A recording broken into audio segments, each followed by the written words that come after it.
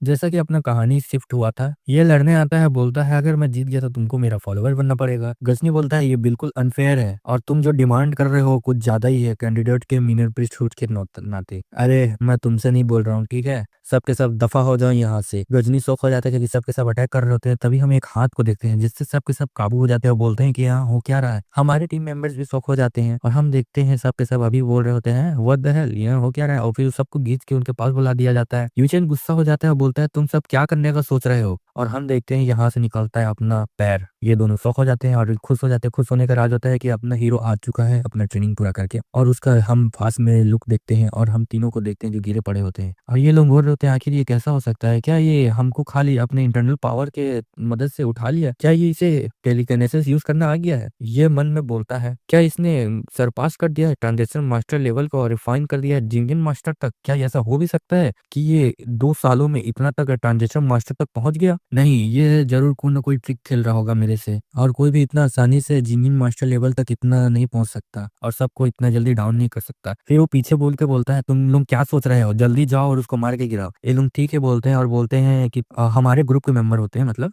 जल्दी चलो, हम लोग को जल्दी जाके बोलना पड़ेगा और बैक सपोर्ट लाना पड़ेगा वरना ये सब ग्रुप अनजमली कर देंगे, ग्रुप से अटैक कर देंगे। और वो लोग आपस में अटैक कर रहे होते हैं। अरे ज्यादा एरोगेंट मत बनो, ठीक है, हमारे कमांडर बहुत ज्यादा स्ट्रांग है और तुम सब लोली सेट के आदमी लोग हो। गजनी सोचता होता है तो इनको लगता है कि हम लोग लोली सेट से हैं पर यंग लॉर्ड को लोग नहीं जानते। फिर उसके बाद ये अटैक करता है और उनको पिक करता है और ये अपना शॉर्ट सेट का सीधा अपने मून पर अटैक कर रहा होता है। मून काफी ब्लॉक करने की कोशिश कर रही होती है और बोलती है शॉर्ट सेट इंपीरियल टेक्निक मैं इससे टिक नहीं सकती और ना ही मेरा इसे पाम टेक्निक इसे रोक सकता है। ये अनदर शॉर्ट टेक्निक एकदम ट्रू मास्टर लेवल का है। फिर वो सीधा अटैक करने जा रहे होते हैं बाकी लोग हमारे युवान पे। युवान सिर्फ एक हाथ ऊपर उठाता है और बाकी लोगों को टेलीकिनेसिस से उठा लेता है और सभी को एक साथ जोर से मारता है और पीछे ढकेल देता है और सबके सब पीछे जाके गिरते हैं और बाकी लोग तो बेहोश हो जाते हैं और आधे लोग हैरान होते हैं कि ये कैसा हो सकता है। और ये हो डर गया होता है कि आखिर ये यहाँ क्या हो रहा है। और ये होता है descendant of the short set का पियोंग। क्या हम ऑलरेडी इस बैटल को हार चुके हैं। आखिर यहाँ पे कोई इस मॉन्स्टर को नहीं संभाल सकता। रुक जाओ, तुम अगर आगे बढ़े तो ये सब खत्म हो जाएगा यहाँ। यंग लॉर्ड युवान, चलो हम हार मानते हैं अपने लड़ाई को। युवान उधर देखता है और बोलता है ये क्या तुम ऐसे देखने की हमारे पास हिम्मत करते हो, अगर तुम हमसे फाइट करोगे तो ये गारंटेड है कि तुम मर सकते हो। और वो तुरंत इसके पास आ जाता है ये बात सुन के और सीधा एक पंच मारता है पेट से। पंच मारते हम देखते हैं बाकी लोग हैरान हो जाते हैं और बोलता है फिर उसके बाद अब तुम लोगों का बारी है, बहुत रेस्ट कर लिए।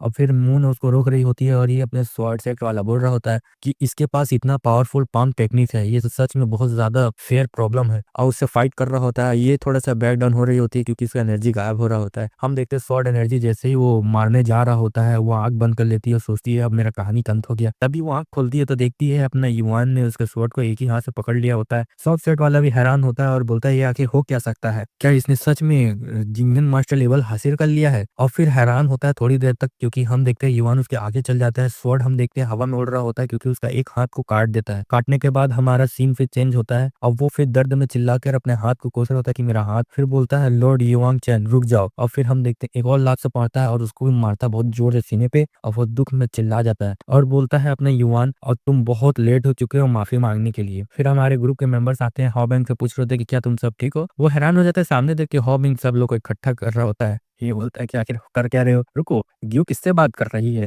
क्या क्या वो हमारे यंग लॉर्ड है क्या, ये हो सकता है। फिर वो सब लोग झुक जाते हैं और बधाई दे रहे होते हैं हमें वांगेल हूँ first word welcome to my lord. सब हैरान होते हैं, ये लोग भी शौक हो जाते हैं। वो बोल रहा होता है give mean the second sword हूँ मैं, वेलकम बैक आपका। फिर उसके बाद बेगी से पूछ रहा होता है कि तुम्हें क्या हुआ। ये बोल रहा था मैं एक ट्रू ट्रांजेक्शन मास्टर लेवल पर हूँ पर जो यंग लॉर्ड की एनर्जी है वो ऑलमोस्ट मेरे लिए हैंडल करना बहुत मुश्किल हो रहा है। ये ऐसा सेम फीलिंग है जैसे कि एकेडमी ड्यूटी के साथ हो रहा था जब मैं खड़ा था उनके सामने। फिर ये भी झुक जाता है माय लॉर्ड मैं बेगी हूँ आपका थर्ड स्वॉर्ड, आपका खुशी के लिए मैं वेलकम करता हूँ। लड़की हंस रही होती है, मैं कभी भी नहीं देखी थी बेगी को कि इतना ज्यादा रिस्पेक्ट करेगा। हो सकता है उसने काफी अपने आप को सुधार लिया है। फिर सब के सब झुक रहे होते हैं मैं ये हूँ मैं वो हूँ मैं ये हूँ ये हूँ करते रहते हैं लोग और झुक रहे होते हैं। युवान खुश होता है और अपने मन में खुश होने के बाद लोगों को जवाब देता है थैंक्स तुम सब ने मेरे लिए बहुत वेट किया। बाकी लोग खुश हो रहे होते हैं कि यस हमारे लॉर्ड फाइनली वापस आ गए हैं। बेगी पीछे देखता है माय लॉर्ड ये कौन है, क्या ये यंग मास्टर शॉर्ट सेट का तो नहीं है? जियोन चैन फिर वो हैरान होता है, माय लॉर्ड इसका मतलब है आप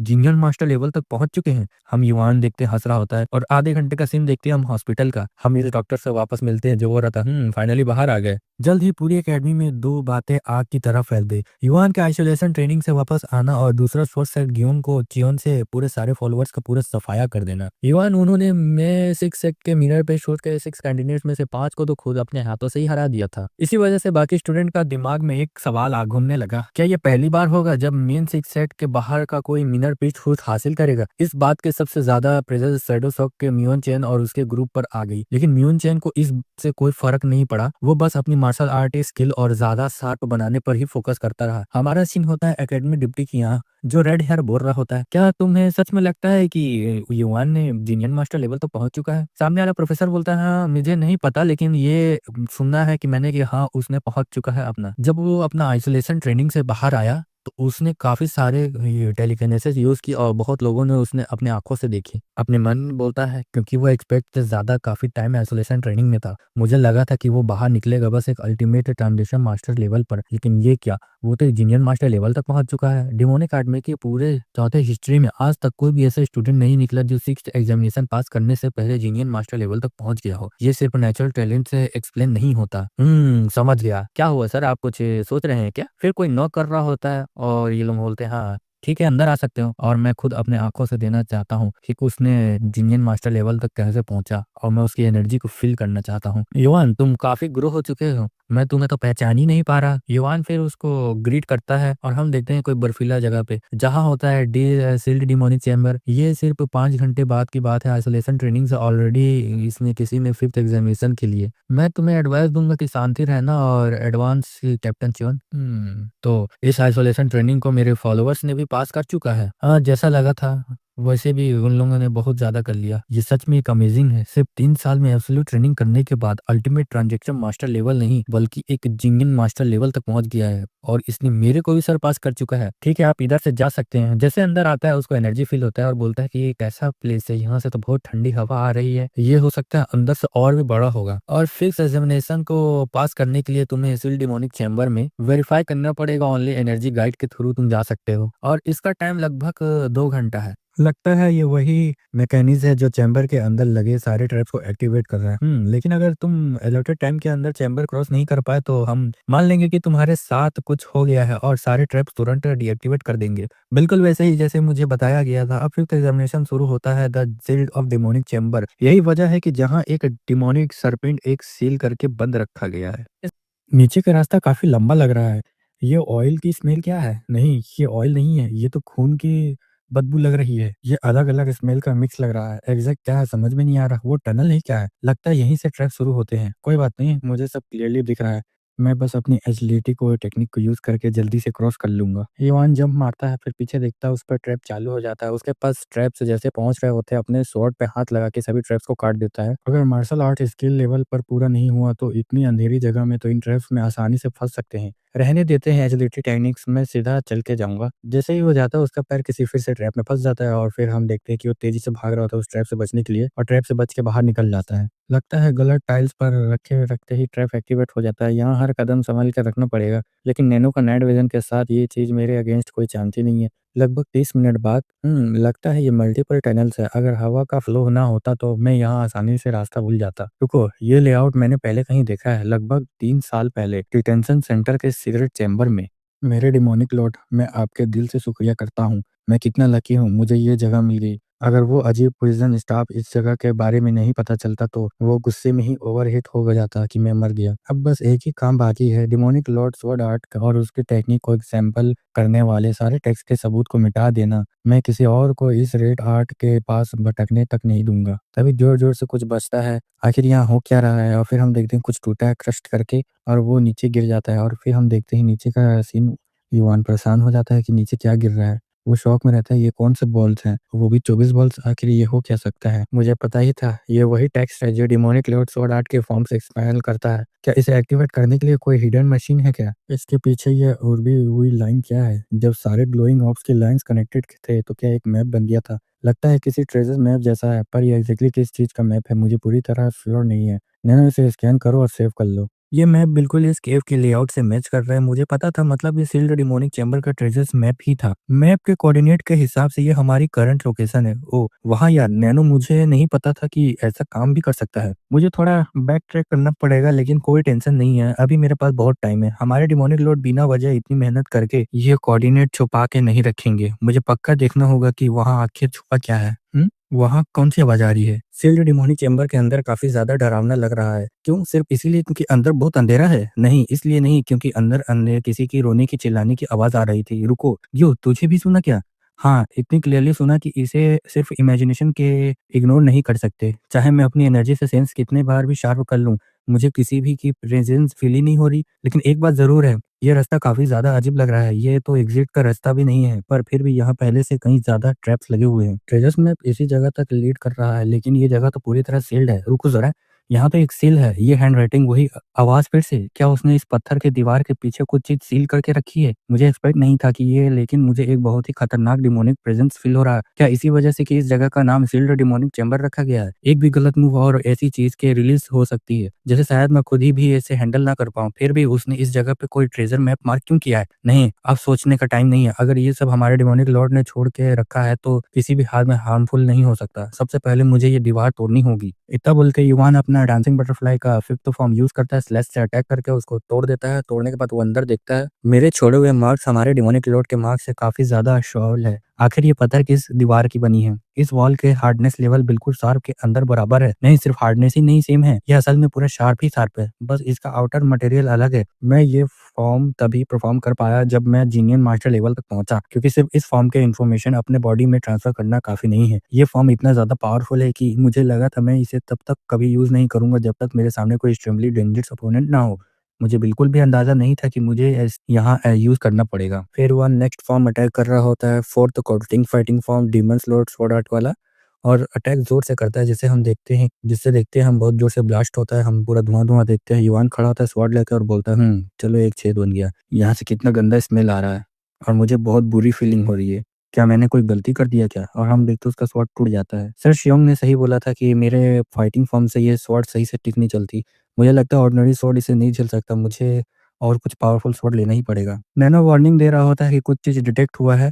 युवान बोलता है, क्या चीज़ हुआ है? और बताता है नैनो की एक शार्प ऑटोमेंस हेड दिख रहा है हमें। फिर युवान सामने दिखता है, वो हैरान हो जाता है, उससे पहले ही उस पे अटैक पड़ता है। वो पीछे फेंकाता है और बहुत ज़ोर से उसको चोट लगता है, वो हैरान में ही रहता है और बोलता है, मैं तो इसे ब्लॉक भी नहीं कर पाया था। और बहुत तेज़ी से वो अटैक आता है और साइड खसक जाता है। हम देखते हैं इसका लुक और ये देख के हैरान हो जाता है कि ये ब्लैक इमूवी सर्पेंट है। मैंने सुना था कि इमूवी सर्पेंट होली क्रीचर होते हैं, जिनके स्केल व्हाइट ब्लू होते हैं और जो लेक्स में रहते हैं, लेकिन ये वाला बिल्कुल एक खूंखार मॉन्स्टर निकल रहा है। फिर डायरेक्ट युवान पे अटैक करता है, युवान जंप करके डॉज करता है। फिर युवान पे अटैक कर रहा होता है, युवान बस ब्लॉक कर रहा होता है और ऊपर चपक जाता है और बोलता है, मुझे लगता है ये पूरा केव एकदम से खत्म हो जाएगा और ये इसके अंदर से आ रहा है और मैं इसे कुछ भी डील नहीं कर सकता। फिर वो सरपेंट उस पे अटैक कर रहा होता है और बोलता है, वेरी गो। उधर ही जा रहा होता है जहाँ से वो निकला हुआ है, उस छेद के अंदर घुस जाता है। वो जैसे ही अंदर जाता है, वो सोचता है ये आखिर काला लिक्विड है क्या? और इसमें से बहुत गंदी बदबू आ रही है, एकदम मेरे दिमाग में चढ़ रहा है जैसे लग रहा है। फिर उसके पास साँप आता है उसको काटने के लिए और फिर अपना टेक्निक यूज़ करता है। यहाँ लिक्विड इतना ज़्यादा चिपचिपा है कि मैं एजिलिटी यूज़ भी नहीं कर पा रहा हूँ और फिर अटैक करता है और फिर शॉक हो जाता है क्योंकि उसको एक भी चोट नहीं लगता है। लेकिन वो सामने से रोर करता है जिससे कि पीछे फेंकाता है और बोलता है अपने मन में कि मैं डिमोनिक स्वॉर्ड आर्ट वाला से भी एक भी इसको स्क्रैच ही नहीं लगा पा रहा हूँ।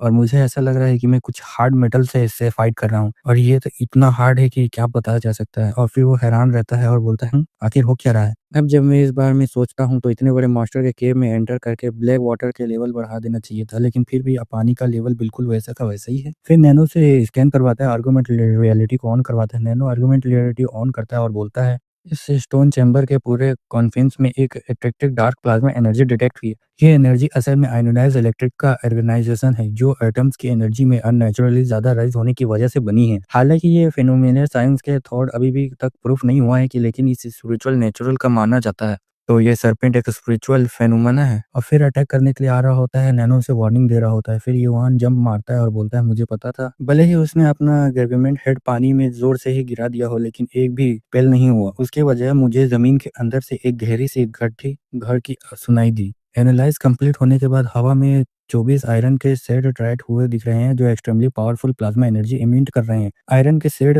मुझे बिल्कुल भी समझ नहीं आ रहा कि किस बारे में बात कर रहा है। नैनो बोलता है ठीक है मैं समझ गया और फिर उसके बाद युवान जब मारता है उससे बचने के लिए। नैनो अपना स्कैन कर रहा होता है, युवान थोड़ा हैरान होता है और बोलता है द शेड ऑफ आयरन। बिल्कुल भी उन्हें एक्सपेक्ट डायरेक्शन में है जिन डायरेक्शन में डिमोनिक लॉर्ड स्वॉर्ड आर्ट का बेसिक फॉर्म करते हैं। पूरे 3 साल तक मैंने डिमोनिक लॉर्ड स्वॉर्ड आर्ट का basic form continuously time practice किया अपनी ब्रीडिंग टेक्निक्स के थ्रू एनर्जी चैनल करते हुए। अब इस पॉइंट पर मैं दोनों टेक्निक्स को एक साथ बिना किसी दिक्कत के यूज कर सकता हूँ। फिर इवान इतना ही बोलते सामने अटैक कर रहा होता है, सरपेंट भी अटैक कर रहा होता है। फिर इवान जोर से अटैक करता है ब्लैक सरपेंट पे जिससे कि वो सोचता है हाँ ये काम कर रहा है करके।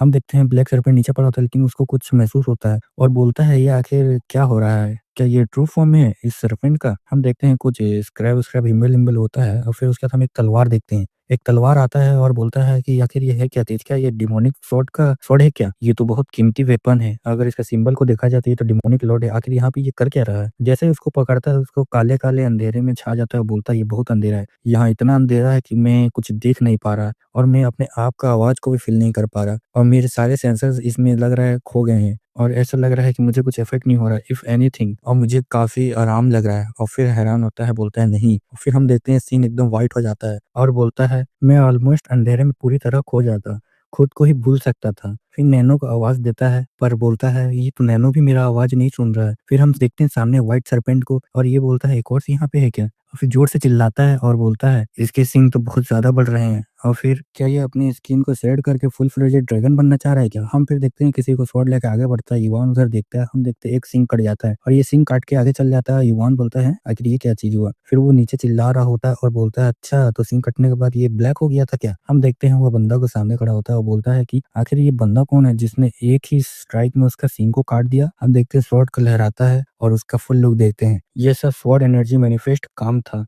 रुको वो काली तलवार। फिर सरपेंट आगे बढ़ रहा होता है, दोनों एक दूसरे पे अटैक कर रहे होते हैं लेकिन वो जो है एक ही स्ट्राइक में अपने कोडिफिटिंग फाइटिंग फॉर्म से हरा देता है। युवान सोच में पड़ जाता है कि ये क्या demonic Lord sword art use कर रहा है और वो भी मेरे से ज्यादा अच्छे तरीके से, आखिर ये है कौन। हम देखते हैं वो पर्सन को जिसको आधा बॉडी काट दिया होता है और फिर स्वॉर्ड उसके अंदर घुसा देता है। स्वॉर्ड जैसे ही घुसाता है उसके अंदर एनर्जी फ्लो होता है, इसकी सारी एनर्जी एब्जॉर्ब होने में अभी वक्त लगता है मेरे लिए। फिर ये तुरंत अपने युवान की तरफ देखता है, युवान हैरान हो जाता है और हम देखते हैं इसका फुल फेस पास में से। युवान अभी भी शॉक्ड रहता है और फिर जगता है और खांसते हुए बोलता है। नैनो पूछता है कि क्या तुम ठीक हो, मैंने बिना नोटिस किए इस काले लिक्विड के कम से कम कुछ घूंट पी लिया, उफ इसका टेस्ट कितना बेकार है। नैनो मैं कितनी देर तक अनकॉन्शियस था, आप पूरी तरह से कॉन्शियस थे, आप बस स्वॉर्ड को पकड़े हुए अचानक से फेत हो गए क्या, मुझे तो लगा था मैं काफी देर से बेहोश था। तो फिर जब से मैं इस केव में आया हूँ कितना टाइम हो चुका है, थोड़ा सा 1 घंटे से कम। रिलीफ मिला, कम से कम ज्यादा देर होता तो मैं तो हार जाता। तो जो भी हुआ बस सेकंड के लिए बेहोश होना ही था। नहीं, जैसे ही आपने स्वॉर्ड पकड़ लिया तो डार्क प्लाज्मा एनर्जी आपके बॉडी में एंटर हो गई। उस छोटे से पल में आपके दिमाग में नर्व 100% तक मेमोराइजेशन हो गए थे। फिर जो डार्क प्लाज्मा एनर्जी एब्जॉर्ब की वो आपके इंटरनल पावर एनर्जी के इंटीग्रेटेड हो गई, मेरी इंटरनल एनर्जी के साथ इंटीग्रेटेड हो गई। अब समझ में आ रहा है, मुझे पहले ही लग रहा था मेरे अंदर कोई इविल डिमोनिक प्रेजेंस है, लेकिन मेरी इंटरनल एनर्जी इतनी आसानी से टेंडेंट कैसे हो गई। क्या ये ब्लैक स्वॉर्ड का इफेक्ट है। अब सोचता हूँ वो ब्लैक स्वॉर्ड मैंने पकड़ी थी, क्या ये मेरे हाथ में क्या हो रहा है। हम देखते हैं डिमोनिक चेंबर का बाहर का सीन जहाँ पे प्रोसेसर बोल रहे होते हैं कितनी अजीब बात है, ये तो जीनियन मास्टर लेवल पे है, इसे तो 1 घंटे के कम समय में आ जाना चाहिए। हाँ ये तो लग रहा है ऑलमोस्ट 2 घंटा हो जाएगा जैसे मेरे को लगता है। इस केव के अंदर एक डीमन सील किया गया है, ये बात सब जानते हैं। स्वॉर्ड लॉर्ड ने जब एकेडमी स्टेबलाइज की थी तब से इस जगह का फिफ्थ एग्जामिनेशन का लोकेशन बनाया गया, लेकिन मैंने सुना था पहले सिर्फ वो लोग ही इस केव में एंटर करते थे जो ट्रूली वर्थी होते थे। तो इसका मतलब कि युवान चेन। फिर हम देखते हैं डिमोनिक सील का ट्रेजर्स में से अपना युवान बाहर आ रहा होता है, सब कोई हैरान होते हैं, बोलते हैं ये क्या हो रहा है भाई, इतना गंदा तू क्यों महक रहा है, तुमको कॉन्ग्रेचुलेशन फिफ्थ एग्जाम पास कर लिया। युवान थैंक यू बोल रहा होता है, अपना प्रोफेसर नाक बंद करके वो बोलता है कि आखिर इसने क्या पकड़ा है इस हाथ में, क्या कुछ इसने खोजा है क्या। अपने युवान नहा रहा होता है और बोल रहा होता है फाइनली वो बदबू मुझसे निकल गई, लगता है मैं लगभग 1 घंटे से नहा ही रहा था। फिर उसका नजर उसके हॉर्न पे जाता है और थोड़ा सोच में पड़ जाता है और हम फ्लैशबैक देखते हैं जहाँ डीमन अपने युवान लड़ रहा होता है, स्लैश मार रहा होता है और रास्ता बना रहा होता है। ये खुद में काफी इंप्रेसिव है, ये काली तलवार हेवनली डिमोनिक स्वॉर्ड आर्ट को झेल पा रही है। सिर्फ इतना ही नहीं, ये तलवार शार्प को भी बिना एफर्ट से काट रही है और जब इसे मैनिफेस्ट के साथ किया जाए ये चीज़ तो सच में एकदम खतरनाक है। और फिर हम देखते हैं युवान की तरफ काला-काला हो रहा होता है और बोलता है, क्या ये फिज़िकल फ़ोर्स से ये बिल्कुल भी हिलता तक नहीं है? ये सिर्फ़ डेमोनिक एनर्जीज़ पर रिएक्ट करता है जो मेरी के साथ फ्यूज़ हो गई है। लेकिन पता नहीं क्यों थोड़ी देर से मेरा बॉडी ज़्यादा गर्म लग रहा है और पसीना भी आ रहा है। इस वजह से आपके बॉडी के अंदर बचे हुए बहुत ही मसल से टॉक्सिक्स बाहर निकल रहे हैं। क्या? जब मैं ग्रैंड मास्टर तक लेवल पहुँचा था, तब भी ऑलमोस्ट सारे टॉक्सिन क्लियर हो गए थे, क्योंकि इस स्टेज पर क्लीनेस्ट बॉडी मिल जाती है। तो इसका मतलब ये है लिक्विड बॉडी के अंदर बचा हुआ सबसे छोटा टॉक्सिन भी फोर्सफुली एक्सपेल कर देता है। अब सोचता हूँ तो ये डार्क लिक्विड असल में इबूम का ब्लड है, वही सर्पेंट का। अगर मैं ये अपने सबोर्डिनेट को दे दूँ और उन्हें भी बहुत ज़्यादा फ़ायदा होगा। मुझे थोड़ा-सा कलेक्ट कर लेना चाहिए। क्या क्या हो रहा है? ज़मीन काँप क्यों रही है? क्या कोई अर्थक्वेक आया है? क्या ये सब क्या हो रहा है? ओह! ये बहुत क्लोज़ हो रहा है ये तो केव। क्या बर्बाद होने से पहले मैं इतना सारा लिक्विड सिक्योर कर लेता हूँ, जो अपने सबोर्डिनेट को देने के लिए काफ़ी होगा। लेकिन फिर भी कितना अफ़सोस है, इतना लिक्विड होता तो पूरी कल्ट की मार्शल फ़ोर्स काफ़ी हार्ड तक इंक्रीज़ हो सकती थी। क्या है आखिर में? ये बिल्कुल वही लुगुम का हॉर्न है जिसे उस आदमी वर्ज़न में काट दिया था। मैं इसे उठा के लाया हूँ, लेकिन मैं इसका यूज़ आखिर करूँगा क्या? शायद अगर मैं इसे उबाल कर लूँ तो मेरी की बढ़ जाएगी। नैनो इस हॉर्न को एनालाइज़ करो। नैनो बोलता है समझ गया। एनालाइज़ के मुताबिक ये मार्शल प्रोग्राम के डेटा के अंदर एग्ज़िस्ट ही नहीं करता। हालाँकि इसकी हार्डनेस सबसे ज़्यादा टफ़ है, डायमंड से भी सिर्फ़ थोड़ी-सी कम है। डायमंड? मतलब ये शार्प से भी ज़्यादा ज़्यादा शार्प है। लगता है मुझे अपनी की स्वॉर्ड की को इस पे टेस्ट करना ही पड़ेगा। जैसा ही स्वॉर्ड की अपना चलाता है तो उसको बिलीव नहीं हो रहा होता है, क्योंकि इसे लग रहा होता है कि मैंने तो इसे एक भी स्क्रैच नहीं किया, वो भी इतना वियर्ड है। क्यों? क्योंकि ये कि स्पिरिचुअल बीस्ट का हॉर्न है। रुको ज़रा, अगर ये हेवनली डेमोनिक स्वॉर्ड आर्ट और बटरफ्लाई डांस को भी हैंडल कर सकता है, तो मैं इसका एक स्वॉर्ड या फिर एक ब्लेड बना सकता हूँ। ये मटेरियल बेहद ज़्यादा हार्ड है, लेकिन मुझे पूरा भरोसा है कि लेजेंडरी ब्लैकस्मिथ ऊज़ों का डिसेंडेंट इसका कुछ ना कुछ सॉल्यूशन ज़रूर निकालेगा। हम देखते हैं 4 बजे के बाद हमारे डेमोनिक एकेडमी में मेन बिल्डिंग डायरेक्टर ऑफिस में रेड हेयर सोचता है सिर्फ 4 घंटे के अंदर इसकी एनर्जी बहुत ज़्यादा बढ़ गई है। बस यही बात नहीं है, वो इसे अच्छे से हैंडल कर रहा है, लेकिन मुझे उसके अंदर से एक अजीब सी डेमोनिक एनर्जी फ़ील हो रही है। तो ये क्या इंस्ट्रक्टर हो सही कह रहा है क्या? मुझे लगता है ये सिर्फ एक लेजेंड है, सिर्फ वही इंसान जिसके पास हिडन डीमन हो, सील्ड डीमन केव के लिए चुना जाता है। पहले वो स्वॉर्ड टेक्निक और फिर ये रेडिएट हॉटी डेमोनिक एनर्जी। कहीं ऐसा तो नहीं वो सच में प्रोफेसर हो खांसता है, फिर रेड हेयर बोलता है, सॉरी चियोन, नहीं अब से मुझे आपको बैच लीडर चियोन कहकर बुलाना चाहिए। मार्च टेस्ट को क्लियर करने पर मेरी तरफ से बधाई। अब हमारी कल्ट के एक सच्चे ग्रेव ब्रेव मास्टर बन चुके हो। युवान धन्यवाद बोलता है। और ये क्या है? एक डैगर है जो ब्लैक आयरन से बना हुआ है और हमारी हेवनली डिवानी कल्ट के बेस्ट लीडर को दिया जाता है। इस एंगरिंग के अंदर से मुझे की फील हो रही है। लगता है ये किसी नॉर्मल क्राफ्ट्समैन का काम नहीं है, बल्कि किसी स्वॉर्डमैन ने खुद एनर्जी ग्रेव किया है। ये एंग्रेविंग खुद लॉर्ड ने पर्सनली की थी। एक हॉर्नेबल आइटम है जो सिर्फ बेज लीडर्स को ही दिया जाता है। दिल से तो करता है इसे सीधा फेंक दूं, लेकिन अभी सब मुझे देख रहे हैं। फिर वो बोलता है ठीक है, फिर मुझे अपना सिक्स टेस्ट के बारे में कुछ बताओ। सब सुन के हैरान हो जाते हैं। रेड रेड एयर उसके सामने देखता है, युवान भी उसको देखता है, बोलता है ठीक है लीडर युवान, तुम क्वालिफाई हो इस टेस्ट को देने के लिए। फिर ये लोग सोच रहे होते हैं क्या सिक्स एलिमिनेशन के लिए क्वालिफाइड है, कम से कम लास्ट ग्रैंड मास्टर पे, तो ये मैं पहला होने वाला हूँ इसको देखने के लिए, इस टेस्ट को। और 70 साल से ऐसा कुछ नहीं हुआ था। सिक्स टेस्ट के लिए तुम्हें चैलेंज करना होगा 12 एल्डर्स में से जो ग्रेटेस्ट मार्शल है अपने इस कल्ट के। युवान ये सुन के शॉक हो जाता है। फिर रेड हेयर आगे बता रहा होता है इतना ही नहीं, तुम किसी को स्पेसिफिकली किसी एल्डर को चैलेंज भी कर सकते हो। हम डिमोनिक एकेडमी के लाइब्रेरी को देखते हैं। बोल रहा था युवान अच्छा हुआ मैं फाइनली इधर आ चुका हूँ। तो अपन लोग चैलेंज करेंगे 12 एल्डर्स को, तो उनसे फाइट अगेंस्ट करने के लिए मुझे कुछ एक्स्ट्रा ऑर्डिनरी करना पड़ेगा डिमोनिक एकेडमी को। बेसिकली मुझे एक चांस मिलेगा अगर मैं एलिमिनेशन ना हो तो। जीनियस और लॉसेस दोनों को ध्यान में रखते हुए अगर मुझे 6 सेकंड क्लेंस को आइडिया तरीके से खत्म करना होगा तो मुझे हेवनली डिमोनिक स्वॉर्ड आर्ट की फाइनल टेक्निक हर हाल में मास्टर करनी होगी। ये काफी म्यूच्योर्ड हो चुका है। मुझे लगता है ये तुरंत पॉइजन क्लेन के हेड को चूज करेगा सिर्फ लेडी हवा की वजह से। क्या मैं थोड़ा सा सोच विचार करके बाद में अपना जवाब दे सकता हूँ? अपनी रिवेंज के टारगेट को ऑफिशियली चैलेंज करने का मौका मिलने के बावजूद उसने काफी कंसर्न दिखाया। लगता है यह सिर्फ बदले की भूख के बेस पर चैलेंज करने के लिए नहीं, बहुत ज्यादा डेंजरस इंसान है। डिमोनिक एकेडमी द्वारा दिया गया 4 साल प्रोटेक्शन पीरियड अब ऑलमोस्ट खत्म होने वाला है। सिक्स सेंट क्ले शायद सबसे पहले अपने तेज किए हुए पंजे बाहर निकालेंगे और जब वक्त आएगा हमारे कल्ट के अंदर के एक कॉन्स्टिट्यूटिव ब्लड बाथ होने वाली है। तो अब बताओ जियान वू, तुम इस प्रॉब्लम को कैसे सॉल्व करोगे? हम देखते हैं लाइब्रेरी का सीन 5th फ्लोर का। क्या यहाँ पे सिर्फ बीसी किताब रखा हुआ है? फिर उसका नज़र किसी पे जाता है, फिर उसको याद आता है, शुक्र माना कि तुमने लाइब्रेरी के 4th फ्लोर और 5th फ्लोर पर रखे हुए बटरफ्लाई डांसिंग में 1000 मार्शल ब्रीदिंग टेक्निक सीखने का मौका मिला था, सिर्फ मेरी वजह से। जिसे मास्टर ने कहा था यहाँ पे 5th फ्लोर पर ही है। लगता है इसका मतलब ये है कि मुझे वॉल्यूम्स में एक कैन करना स्किप करना चाहिए। आखिरकार वो पल आ ही गया है, मेरे लिए डिमोनिक स्वॉर्ड आर्ट की फाइनल टेक्निक। नैनो फ्रंट पर लिखी हुई पोयम को स्कैन करो और की कंट्रोल कॉम्पोनेंट को एनालाइज करो मेरे लिए। नैनो बोलता है ठीक है मैं समझ गया, और जैसे ही वो जाता है पीछे उसको शौक लग जाता है क्योंकि इसके पीछे कोई स्वॉर्ड मार्क ही नहीं होता। यहाँ कुछ भी क्यों नहीं है? क्या यहाँ कोई अल्टीमेट काउंटर टेक्निक बची है नहीं है? कहीं ऐसा तो नहीं हमारे डिमोनिक लॉर्ड ने यहाँ कोई स्वॉर्ड मार्क छोड़े ही नहीं? नैनो क्या यहाँ कोई ट्रेसेस बिल्कुल भी नहीं बचे हैं? स्टोन पर एक स्वॉर्ड मार्क है जो लगता है सिर्फ एक ही निशान छोड़ा था। आर्गुमेंट रियलिटी से एक्टिवेट कर रहा हूँ सब्जेक्ट पर जूम करते हुए। रुको, क्या ये होल डिमोनिक लॉर्ड के स्वॉर्ड आर्ट के कोऑर्डिनेटिव फाइटिंग फॉर्म में से एक है? क्या सच में ऐसा कोई परफॉर्म कर सकता है क्या? एक सेकंड, इसका मतलब दूसरी साइड पर भी सेम होल हो? मैं पहले नोटिस नहीं किया था क्योंकि यहाँ पे एक प्यूम लिखी हुई थी, लेकिन ये होल पूरी स्टोन के पीछे करता है, दूसरी तरफ से निकल जाता है। ये पॉसिबल कैसे? और सबसे बड़ी बात, लगता है नहीं कि इसको लिए ज्यादा पावर यूज की गई है। शायद ये इसीलिए हुआ क्योंकि वो में जो एनर्जी फोकस कर रहे हैं वो परफॉर्म से पहले ही फूट गई पड़ी। अगर उसने थोड़ी सी भी और एनर्जी लगाई होती तो ये पूरा स्टोन ही टूट जाता।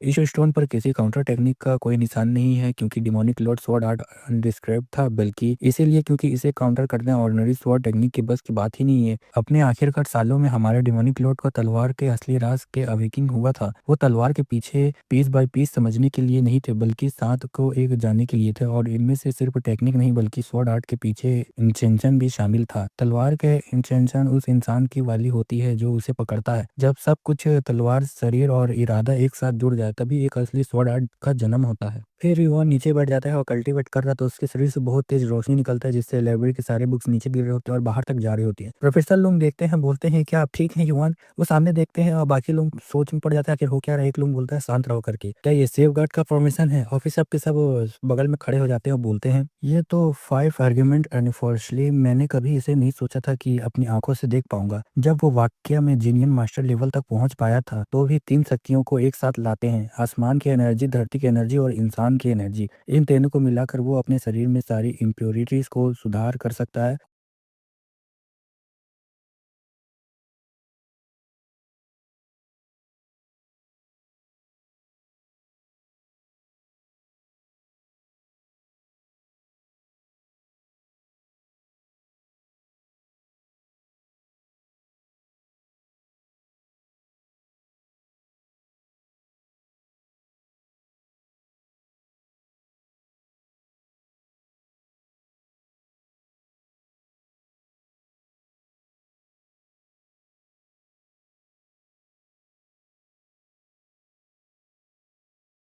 इस लेवल पर डिप्टी खुद भी वरुण शिवन को एनर्जी डिटेक्ट नहीं कर पा रहे होंगे। फिर युवान अपना आंख खोलता है और बाकी लोग उसको कॉन्ग्रेचुलेशन कर रहे होते हैं और सब के सब शौक में होते हैं, और फिर युवान अपने आप को फील करता है और बोलता है फाइनली मैंने अल्टीमेट जीनियन मास्टर लेवल को हासिल कर चुका है। ये पहली बार है जब मुझे किसी टेक्निक का अवेकिंग मिला है बिना उसे सीधा मेरे दिमाग में ट्रांसफर किए हुए। लगता है तुम तीनों ने जब मैं कॉन्ट्रैक्ट कर रहा था तो सेफ गार्ड फॉर्मेशन एक्टिव कर दी। थैंक यू आप सभी का। और हाँ, लाइब्रेरी का पूरा हाल बिगाड़ने के लिए माफी चाहता हूँ। अरे अरे कोई बात नहीं, इतने बड़े अचीवमेंट के बाद तो थोड़ा मैच तो चलता ही है। उस मैनुअल को संभाल कर रखना, समझा गया? तुम्हें आइडिया भी नहीं है ये मैनुअल कितनी प्रीशियस है। अब जब सब मैनुअल्स उलझ गए हैं तो ये मेरी अपॉर्चुनिटी है। अगर जरा से भी रिस्पॉन्सिबिलिटी की कोई और डिमोनिक लॉर्ड का स्वॉर्ड आर्ट सीख ले, चाहे वो 1 मिलियन में ही क्यों ना हो, उसे भी खतरनाक करना ही मेरा बेटर होगा। चियन, लाइब्रेरी में कोई प्रॉब्लम नहीं है, आप आराम से देख सकते हैं। युवान बोलता है थैंक यू करके। युवान उन सबसे पहले से एक स्वॉर्ड के मार्शल आर्टिस्ट वाले मैनुअल स्कैन किए थे।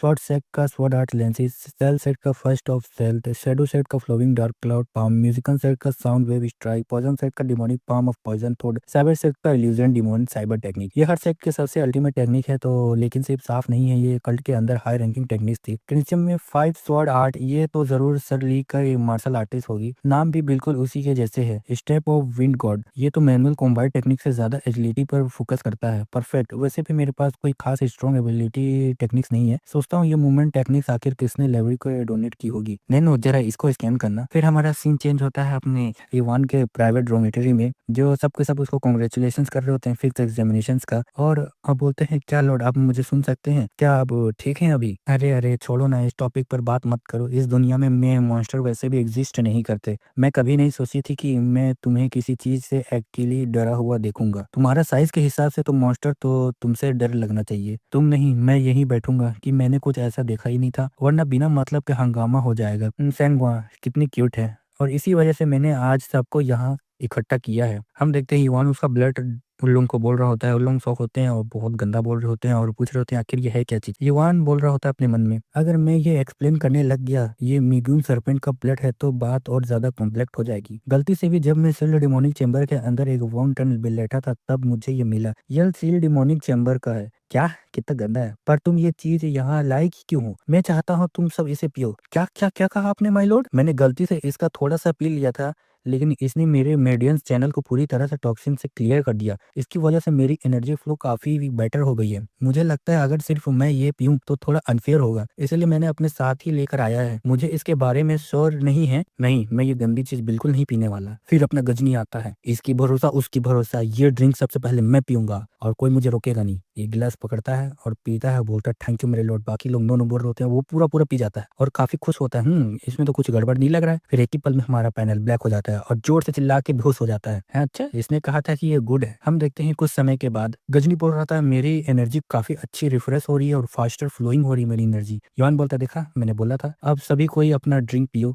बाकी लोग बोल रहे हैं नहीं नहीं मैं नहीं पीने वाला इस ड्रिंक को। सॉन्ग के अलावा जो बिल्कुल एंड तक पीने से मना कर रहा था, और मून के अलावा जो अपनी मार्क्स को लेकर टेंशन में थी। बाकी सब ने आखिरकार वो लिक्विड पी ही लिया। हमारा सीन बाहर शुरू होता है नॉर्दर्न एकेडमी में, जहाँ पे ये अपना फॉर्ज कर रहा होता है। उसका स्वॉर्ड टूट जाता है और बोलता है आखिर ये हो कैसे सकता है? अरे तुमने इसको कहाँ से लाया यार? इवान बोल रहा था, अच्छा तो क्या आप इसको स्वॉर्ड बना सकते हैं? क्या इसको मेरे लिए वेपन बना सकते हैं? अरे अरे कितना ग्रेट मेटल है, मैं तुम्हारे लिए सबसे बेटर वेपन बनाऊंगा, तुम टेंशन मत लो। अच्छा जरूर, आप जरूर बनाएं। और हाँ वेडेंशियन, आपको फर्स्ट एड भी प्रोवाइड करने पड़ेगी। क्या आप उस एक स्वॉर्ड बनवाना चाहेंगे? पर मुझे तो याद नहीं कि मुझे सिर्फ एक ही वेपन रिक्वेस्ट करने की परमिशन थी। कैप्टन के लिए हाँ, लेकिन वार्डन किसी भी वक्त वेपन रिक्वेस्ट कर सकता है। एकेडमी की तरफ से मिलने वाले फर्स्ट एड की क्वांटिटी लिमिटेड होती है, पर अगर आप खुद मटेरियल्स ले आते हैं तो कोई प्रॉब्लम नहीं है। फिर मैं एक स्वॉर्ड भी कंपोजिशन करना चाहता हूँ। परफेक्ट। वैसे भी मुझे इस ब्लैक स्वॉर्ड को थोड़ा टाइम के लिए हाइड करके रखना है, ताकि मैं समझ सकूं कि इस पर डिमोनिक लॉर्ड स्वॉर्ड आर्ट क्यों एंगेज्ड है। तब तक के लिए सुटेबल एक तौर पर एक नॉर्मल स्वॉर्ड यूज करनी पड़ी बेहतर होगी। इतने हाई क्वालिटी मटेरियल के साथ हर वेपन बनाने में लगभग 1 महीना लगेगा। माफ कीजिए, 2 महीना। तो ये क्या पहले साइबर रिक्वेस्ट पर कर सकता हूँ? हमारे सिन एकेडमी ड्यूटी की तरफ होता है। रेड हेयर बोल रहा होता है, चियोन क्या तुम इस डिसीजन के साथ एकदम कम्प्लीटली ओके हो? इवान बोल रहा था, हाँ सर। रेड हेयर सोच में पड़ता है और बोलता है, ये सिर्फ बोल्ड होने की बात नहीं है, ये सीधा सीधा रिकलेस हो रहा है। जैन वो शैडो सेट का चीफ और डिमोनिक वॉरियर का कल्ट का फर्स्ट एल्डर है। यह आदमी काफी पहले अल्टीमेट जीनियन मास्टर लेवल तक पहुंच चुका है। उसकी ताकत पैट्रियार्च के हेड रॉयल बॉडीगार्ड रिग्यूमा के बराबर मानी जाती है। कल्ट के अंदर ये 2 सेकेंडेस्ट है और ये फिर भी थर्ड स्ट्रॉन्गेस्ट है। लगता है उसका प्लान 6 सेट के हेड्स को सबसे पहले एलिमिनेट करना है। लेकिन युआन, उसने अभी अभी जीनियन मास्टर लेवल अचीव किया था। यह आदमी कोई ऐसा नहीं है जिससे वो आसानी से निपट सके। मुझे पूरा यकीन है कि एक्सपीरियंस के साथ वो ज्यादा समझदार हो गया होगा, पर लगता है उसकी रेकलेस की आदत अभी भी पूरी तरह से गई नहीं है। ठीक है, मैं शैडो सेट पे एक ऑफिशियल रिक्वेस्ट भेज देता हूँ। सब कुछ ऐसा लग रहा था जैसे सब कुछ स्मूथली चल रहा है, लेकिन यूनिवर्स ने डिसाइड किया था कि किसी चीज को इतनी आसानी से नहीं होने वाली। युवान के 6th एग्जामिनेशन रिक्वेस्ट डालने पर बस 10 दिन, पूरे 10 सालों में पहली बार मुरीम के एक एनोई डिमोनिक कल्ट के पैलेस में आया, और ये पैलेस बंद। युवान कोई इस सब के बारे में बिल्कुल आइडिया नहीं था। 6 एग्जामिनेशन से 7 दिन पहले आप आ चुके हैं। युवान, मैंने सुना था कि कुछ अर्जेंट बात है, क्या कोई गड़बड़ है क्या? माफ करना युवान, मुझे तुम्हारे 6 एग्जामिनेशन के अपोनेंट को चेंज करना पड़ेगा। क्या? ऐसा क्यों? क्या फर्स्ट एंडल ने अपना डिसीजन बदल दिया है? नहीं, बात वो नहीं है। फिर अपनी रॉ एनर्जी से वो सारे एनर्जी से ब्लॉक कर देता है आवाजों को। युवान अपने मन में बोलता है, उसने अपनी रॉ एनर्जी का यूज करके एक बैरियर बना दिया ताकि हमें पूरी तरह से आउटसाइड वर्ल्ड से कट कर दिया जाए। इसका मतलब ये कोडिफाइड इन्फॉर्मेशन है। ये मैटर डिमोनिक कल्ट के लिए काफी इंपॉर्टेंट है, इसलिए मैं तुम्हें सारी डिटेल्स नहीं दे सकता। बस इतना जान लो, इस वक्त 9th, 10th, 11th और 12th एल्डर यहाँ प्रेजेंट हैं। डैम इट, तो सारे हाई रैंकिंग एल्डर्स अपनी पोस्ट पर ही नहीं है। तो इसका मतलब क्या मैं 6 सेट के किसी भी एल्डर के अगेंस्ट जा नहीं सकता? मुझे ये सजेशन करना पसंद नहीं है, लेकिन रिसेंटली एल्डर्स के पोजीशन में काफी बड़ा चेंज आया है। चीफ बेक, पॉइजन सेट के चीफ, अब डिमोशन होकर 12th एल्डर बन गए हैं। इतना सुनते हैं युवान स्माइल करता है और बोलता है, पहले लगता है मुझे नेक्स्ट बीच टाइमिंग पर सेटल करना पड़ेगा इससे। हमारा सीन नेक्स्ट दिन का होता है जहाँ पे पॉइजन सेट के चीफ से बात कर रहे होते हैं। जहाँ चीफ अपने मन में बोल रहता है, कितनी बदकिस्मती की बात है, मुझे पूरा यकीन है कि यह आइसो और शैडो सेट के चीफ के हाथों कब का निपट चुका होता। युआन चेन बिल्कुल उस शराब के गिलास के जैसे है जिसमें जहर मिला मिला हुआ हो। पिछले 3 सालों में शैडो सेट इतना ज्यादा ताकतवर हो चुका कि उसने पॉइजन सेट और स्वॉर्ड सेट दोनों को पीछे छोड़ दिया। मुझे पहले ही अंदाजा था कि अगर उन्होंने युवान को सीधा बैटल में एलिमिनेट करने की कोशिश की तो हमारा पैट्रियार्च शैडो सेट को भी कमजोर करने का मौका जरूर ढूंढेगा। पूरे 6 सेट पॉइजन सेट सहमत से इस बैटल के इंतजार कर रहे हैं, लेकिन मुरीम की एनवॉय के आते सारी गेम बदल चुकी है। चीफ, आपको ये रिजेक्ट करना ही होगा। अभी ज्यादा वक्त भी नहीं हुआ है। जब आप इमरजेंसी से रिलीज होकर दोबारा एल्डर के पोजीशन पर आए, हमारी हर एक मूव पैट्रियार्च खुद देख रहे हैं। मैं मानता हूँ अगर हमारी सेट थोड़ा से भी और प्रेशर पड़ गया तो 6 सेट के बीच एक पूरा बैलेंस ही टूट जाएगा। लेकिन अगर हम रिजेक्ट कर देते हैं तो इसका मतलब होगा कि हम खुद मान रहे हैं कि हमारी सेट वीक है। मेरा भतीजा इतने टाइम से बेड पर पड़ा हुआ है और हमारी सेट की रेपुटेशन बिल्कुल रॉक बॉटम पर आ चुकी है। तुम कैसे एक्सपेक्ट कर सकते हो कि हम चुप रहें और बैठे रहें? मैं भी इससे सहमत हूँ। वो अभी भी 20 साल का भी नहीं है, पर फिर भी जिंजन मास्टर लेवल तक पहुंच चुका है। उसके साथ ही हमारे रिलेशन पहले ही हॉस्टल है। उसे जिंदा छोड़ना फ्यूचर के लिए सबसे बड़ा रिस्क होगा। हमें उसे खत्म करना ही होगा। और ये बात सिर्फ एक सेक्ट लिमिटेड नहीं है, ये सारी सेक्ट के लिए सच है। हाँ, वो सबसे बड़ा मार्शल आर्टिस्ट बन चुका है, लेकिन उसके पूरे सपोर्ट करने के लिए कोई फोर्स नहीं है। असली थ्रेट वन या असली थ्रेट पेट्रियार्च खुद है। सच कहूँ तो मैं इस पल उससे आइसरोस को मार देना चाहता था, लेकिन अभी के लिए अगर हमें उसे हाथ उठा दिया तो हमारे पास लॉस करने के लिए बहुत ज्यादा है। इसीलिए मैं इसके रिक्वेस्ट को रिजेक्ट कर दूंगा। फिर वो कमरे में आता है जहाँ पे अपना पॉइजन सेट का यंग मास्टर लेटा होता है और बोल रहा होता है, चीफ कि मुझे माफ कर दो मेरे ग्रैंडसन, मैं तुम्हारे लिए कुछ नहीं कर पा रहा हूँ तुम्हारे ग्रैंडफादर होने के नाते। वो फिर अपने मुंह से ग्रैंडफादर बोल रहा होता है। फिर कोई चिल्ला रहा था, चीफ कोई गेस्ट आया आपसे मिलने, क्या इस समय कौन आया है? ठीक है। फिर उसे माइंड से कोई बोल रहा होता है, ये शैडो सेट की लेडी मुआ है। लेडी मुआ? क्या आप श्योर हैं कि उसे यहाँ से वापस भेज देना ठीक रहेगा? वो अभी अथॉरिटी के सामने वेट कर रही है। ठीक है, मैं आ रहा हूँ, रुक जाने को बोले उसे बाहर। वो जैसे ही गेट खुलता है, अपने यंग मास्टर उसको देखता है और अपने पुरानी यादों में चला जाता है, जहाँ पे देखता है कि वो पॉइजन उसकी माँ ने उसको दिया था और उसे याद आता है कि ये वही वुमन है जिसने मेरे माँ से माइक्रोटेक्स का पॉइजन लिया था। हमारा नेक्स्ट दिन का सीन होता है जहाँ एकेडमी डिप्टी बोल रहा होता है, एकेडमी के डिप्टी ऑफिसर में एक लेटर आया है। 6 एग्जामिनेशन के बैटल को एक्सेप्ट कर लिया गया था। मुझे पहले ही पता होना चाहिए था। 6 एग्जामिनेशन की सुबह मास्टर आओ, क्या वो सीट बना रहे हैं क्या? फिर अपना वो बोल रहा होता है कि 1 घंटे के बाद फाइनली उसने बना लिया होता है। इवान बोलता है, क्या आपने बना लिया? अरे अरे, तुम ऐसे ही मेरे को डरा दोगे किसी दिन। अरे वाह, कितना अच्छा ग्रिफ लग रहा है, बहुत अच्छा फील हो रहा है। और हाँ, मैंने वो नाम भी एनर्जी कर दिया है जो आपने रिक्वेस्ट किया था, व्हाइट ड्रैगन ब्लेड। इस साइबर के लिए ये परफेक्ट नाम है।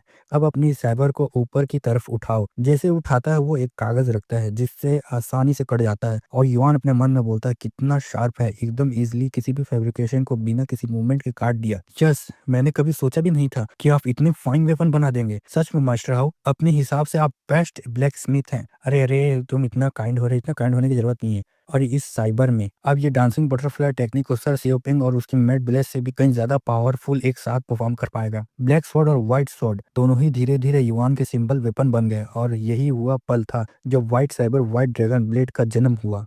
6 एग्जामिनेशन के दिन सुबह 10 बजे द ग्रेट डील हॉल में वो 6 एग्जामिनेशन देने जा रहा है। सच में ये बंदा तो बीस्ट है। यकीन नहीं होता कि एकेडमी के अंदर रहते हुए भी ये जीनियन मास्टर के लेवल तक पहुंच गया। हाँ, मान ही लिया, लेकिन क्या तुम्हें लगता है ये किसी एल्डर के सामने करने के लायक भी है? सोच रहा हूँ उसे अपोनेंट के तौर पर किसे चूज करना होगा। क्या लगता है 6 सेट में से किसी को किया होगा? पागल है क्या? 6 सेट के लीडर को चूज करना तो फिर बेवकूफी होती है। मुझे लगता है उसने 12th एल्डर को पिक किया होगा। वो डिप्टी आ रहा है। रुको, उसके साथ जो खड़ा है वो कौन है? ये तो 9th एल्डर है। 9th Elder of demonic cult के वॉरियर के डांसिंग सेक्ट से वही सामा है। ये देखती ही मून अपने फादर को खोजती है, बहुत खुश हो रही होती है और बोल रहे होते हैं, ये कौन आ रहा है? ये तो चीफ है पॉइजन सेक्ट के। आखिर यहाँ पे हो क्या रहा है? आखिर वो पॉइजन सेक्ट के इधर क्या आ रहे हैं? क्या सीरियसली उसने क्या चीफ पॉइजन सेक्ट को सिलेक्ट किया है क्या? मुझे लगता है वो कम्प्लीटली हारने वाला है इनके सामने। हम ईवान का फेस देखते हैं। रेड हेयर बोल रहा होता है, बैटल शुरू होने से पहले हम 12th एल्डर के शुक्रिया अदा करना चाहते हैं जिन्होंने वार्डन च्यून के चैलेंज रिक्वेस्ट एक्सेप्ट करने का फैसला किया। इस 6 एग्जामिनेशन चैलेंज का ऑफिशियल विटनेस होंगे हमारे 9th Elder warrior dancing sect का चीफ। जैसे मैंने सोचा था, डेंसिनेटन सेंटर इंक्रेडिटेड के बाद 2 साल के इम्प्रेजन के बाद वो अभी तक उसी बात से बीत रहा है। हम देखते हैं युवान और उसके सामने पॉइज़न चिप आमने-सामने खड़े होते हैं। रेड हेयर शुरू करवाता है मैच तो चिप सीधा आगे बढ़ता है युवान की तरफ एक लगाने के लिए अटैक, लेकिन युवान अपना जैसे ही बचने की कोशिश करता है तो हम इन लोग का सीन देखते हुए बोल रहे थे क्या ये कितना घटिया ट्रिक लगा रहा है मेरे लॉर्ड के ऊपर। फिर अपना युवान अपना क्लोन टेक्निक से बच जाता है, चीफ हैरान हो जाता है कि इसे क्लोन टेक्निक आ रहा है। नाइनथेलर बोल रहा होता है नहीं ये तो रॉयल बॉडीगार्ड की टेक्निक है और ये बिल्कुल रॉयल बॉडीगार्ड मूवमेंट जैसा लग रहा है, वो फुल 5th फ्लोर की डिलीवरी में जैसे था। हम देखते हैं चीफ एक और अटैक करने जा रहा होता है युवान पे, लेकिन वो फिर भी बच जाता है उसके अटैक से और बोल रहा होता है ये क्विक है, काफ़ी अच्छा काम कर रहा है इसका स्विफ्ट क्लोन टेक्निक और इस केस में मुझे लगता है इसे पहले अटैक करना ही पड़ेगा। फिर अपने एक ब्लास्ट अटैक कर रहा होता है और ये बोल रहा होता है क्या एक स्टाफ ब्लास्ट। हम देखते हैं ब्लास्ट जैसे होता है मैदान काफ़ी धुआं-धुआं होता है, ऊपर जंप किया होता है लेकिन चीफ उसके पीछे आ रहा होता है और एक अटैक लगाने की कोशिश कर रहा होता है। अब कह रहा होता है युवान अब लगता है मुझे इसको रोकने का ज़रूरत लग रहा है। फिर उसके बाद वो अपने जैसे हाथ पकड़ा है तो चीफ हैरान होता है। हम देखते हैं ये अपना डांसिंग बटरफ्लाई टेक्निक वाला जो स्किल है उसको यूज़ करता है, डिमोनिक शैडो टेक्निक करके।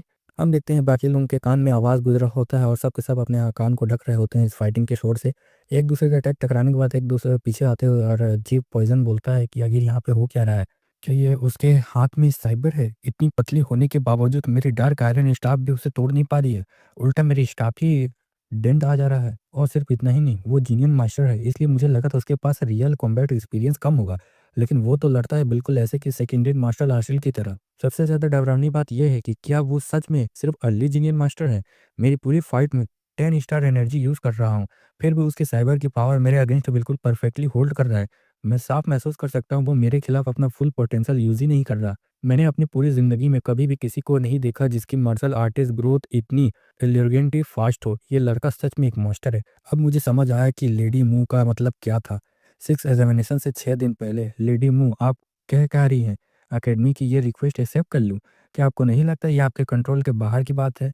मैं मानता हूँ आप हमारे पैट्रियट की वाइफ़ हैं, लेकिन आपको मुझे ये एक सेक्ट चिप और डिमोनिक कल्ट के एल्डर ऑर्डर्स देने का हक नहीं है।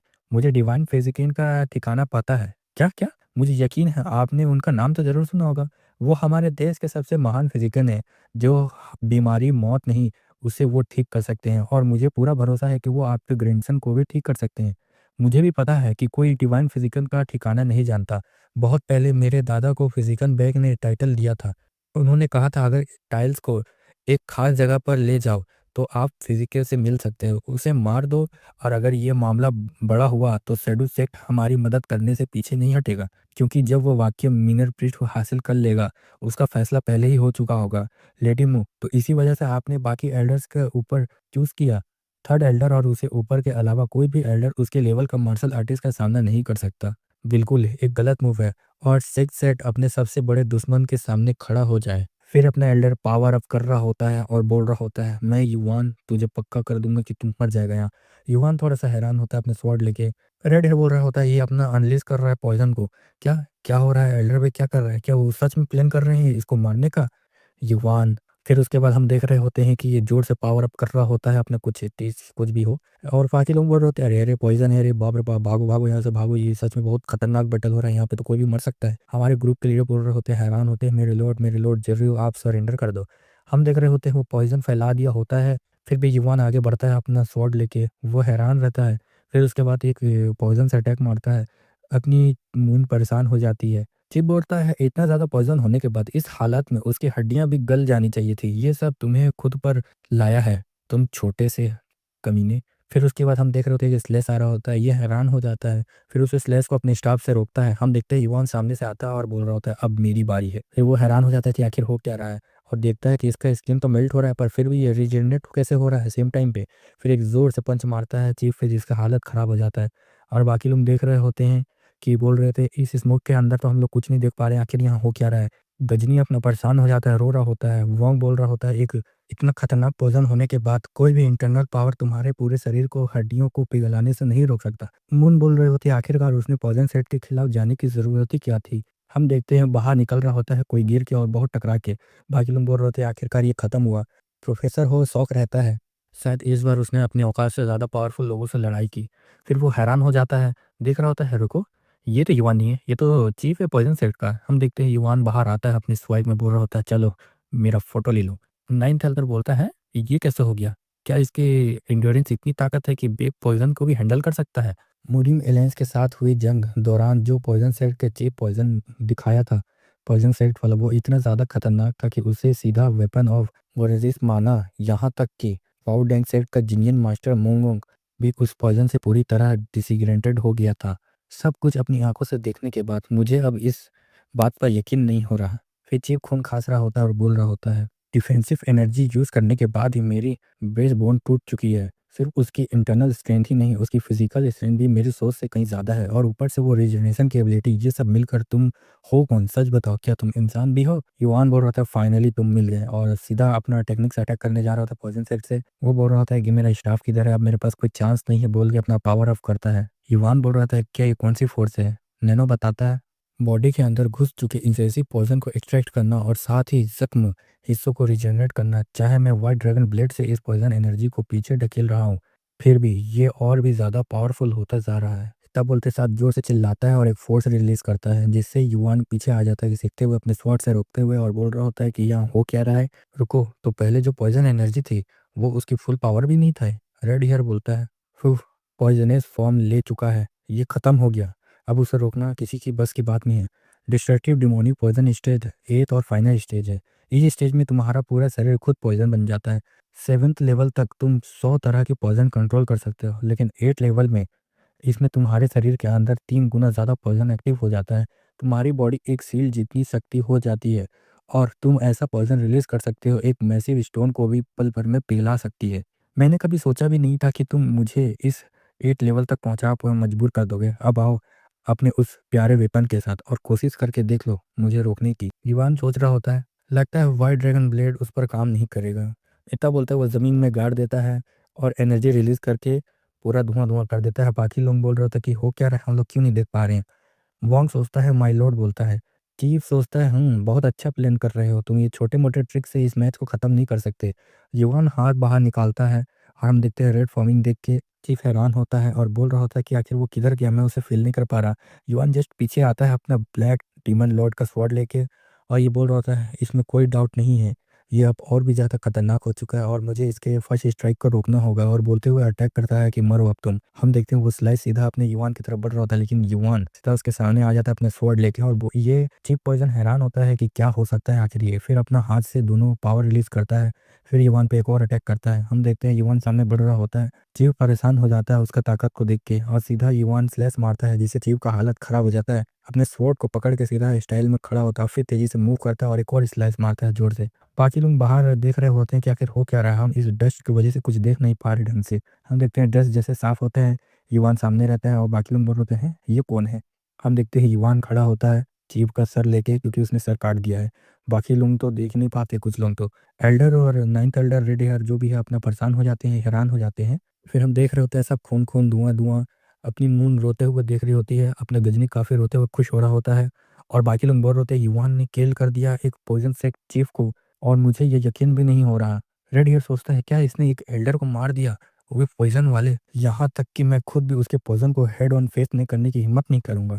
और सोचने वाली बात यह है, वो कभी बस एक ऑर्डिनरी लड़का था जिसे मार्शल आर्ट्स के बारे में कुछ पता ही नहीं था, और सिर्फ 4 सालों में, छोटे से वक्त में, वो इस पूरे कल्ट के टॉप मार्शल आर्टिस्ट में से एक बन चुका है। इतना देखते हम देखते हैं शैडो सेट का यंग मास्टर बहुत गुस्सा आ रहा होता है और अपने मुट्ठी को कस के अपने उंगली से खून निकाल रहा होता है। बाकी लोग बोल रहे होते हैं, यंग लॉर्ड मियो चैन, क्या कर रहे हैं आप, कहाँ जा रहे हैं?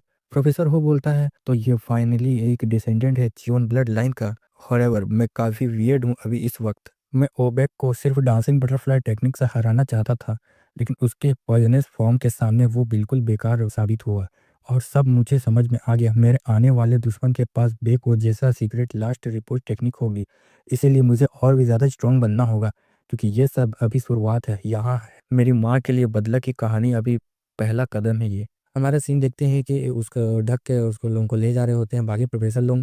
रेड हेयर बोल रहा होता है, कॉन्ग्रेचुलेसन युवान, तुम 6 एग्जामिनेशन को पास कर चुके हो। फिर हमारे ग्रुप के मेंबर्स आ रहे होते हैं और बधाई दे रहे होते हैं कि आपको बहुत बहुत बधाई हो 6 एग्जामिनेशन पास करने के लिए। तो क्या अब हम आपको एल्डर बोल के बुलाना शुरू कर देना चाहिए? लगता है तो ऐसा ही है। सब हंस रहे होते हैं, तभी कोई मीहॉक करके बोलता है, अपना मुंह बोलता है फादर। नाइन्थ एल्डर होता है और ये बोल रहा होता है, तुम काफ़ी ग्रो हो चुके हो मेरे बच्चे। मून बोल रहा होता है कि आप कैसे हैं मेरे फादर? बोल रहा होता है कि मैं अभी बहुत ठीक हूँ। फिर अपने माइंड से बोलता है उसको, मून क्या तुमने डिसाइड कर लिया कि मिनर प्री शूट के कौन से कैंडिडेट को सर्व करोगे? एक्चुअली इस बारे में ही मैंने आपसे बात करना चाह रहा था, जहाँ से पहले फादर मुझे माफ़ कीजिए, पहले मैं सोच रहा था कि इसी सेट में किसी एक कैंडिडेट को सर्व करूँगा, लेकिन मेरा दिल बार बार मुझे एक ही नाम की तरफ खींच रहा था, युवान चैन, यंग मास्टर युवान। तुम सच में मेरे ही बेटे हो। मैं कुछ समझा नहीं। मैं तुम्हारे डिसीजन का रिस्पेक्ट करता हूँ। सच कहूँ तो यंग मास्टर युवा चैन को सर्व करने में बहुत मेरिट है, और अगर सब कुछ ठीक रहा तो हो सकता है वो तुम्हारे नेक्स्ट ब्रदर इन लॉ भी बन जाए।